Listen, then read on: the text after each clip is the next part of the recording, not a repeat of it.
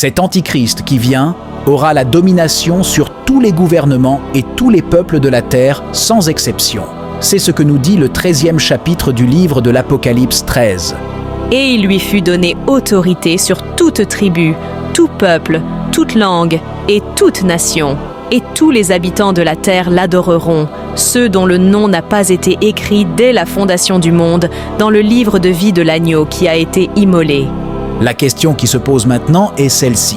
Comment l'Antichrist qui vient fera-t-il pour régner sur tous les habitants de la terre et avoir un seul gouvernement mondial ? Il est en train de faire de chaque continent des pays, et les pays composant ces continents, il en fait des provinces ou de simples villes. C'est-à-dire que le continent africain ou européen aura un seul gouvernement, et les pays qui y sont membres seront réduits à de simples provinces ou villes. Les présidents de ces pays seront considérés comme des préfets ou des sous-préfets.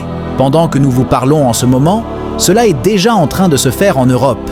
Au cas où vous ne le saviez pas, l'Union européenne est devenue un État fédéral. C'est-à-dire que tous les pays qui sont dans l'Union européenne forment maintenant l'État européen. L'Union européenne est maintenant un État, non pas un super-État se substituant aux 27 États membres qui le composent, mais un État qui les inclut. Mes frères et sœurs, ce sont des choses qui font froid dans le dos parce qu'elles se passent sous nos yeux. Nous ne rêvons pas, c'est bel et bien en train d'arriver. Cela a été proposé en 2023 lorsque les eurodéputés ont proposé une réforme, c'est-à-dire une révision des traités de l'Union européenne. Le 9 juin 2024, les votes seront faits pour justement donner à l'Union européenne les pleins pouvoirs de décider de la destinée de chacun de ses pays membres. En d'autres termes, après le 9 juin, l'Union européenne sera officiellement un État.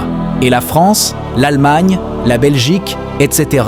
ne seront plus que des provinces. Alors oui, mes chers collègues, cette révision, si elle était par malheur adoptée, transformerait l'Union européenne en un État fédéral autoritaire, car il n'y a pas de peuple européen, il n'y a pas de langue européenne, il n'y a pas de démocratie européenne. En définitive, cela signerait la fin de nos souverainetés nationales que vous auriez complètement vidées de leur substance. Et c'est l'Union européenne qui décidera et qui est déjà en train de décider maintenant même à la place de ces pays-là. Ce sont les lois votées à l'Union européenne qui seront appliquées dans chacun de ces pays. Alors en définitive, si vous faites passer cette révision, vous ferez disparaître la France. Moi, je veux la faire renaître. Vous voulez la reléguer au rang d'une simple région. Moi, je veux lui redonner son indépendance, la maîtrise de ses frontières, la maîtrise de son budget, la maîtrise de ses lois, la maîtrise de sa politique étrangère. Et si vous suivez le journal attentivement, vous allez remarquer que quand il s'agit de parler de la politique étrangère de chaque pays européen, ce ne sont plus les présidents qui se déplacent. Soit c'est un seul président qui se déplace, mais toujours accompagné de Ursula von der Leyen, soit c'est un député européen. L'Union européenne est donc devenue un État.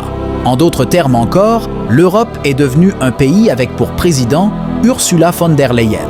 Actuellement, dans chaque continent, il y a une union des pays et à la tête, on place quelqu'un. C'est de cette manière que l'Antichrist est en train justement de former son gouvernement. Mettez en commentaire ce que vous pensez de la vidéo et abonnez-vous pour la suite. À très bientôt.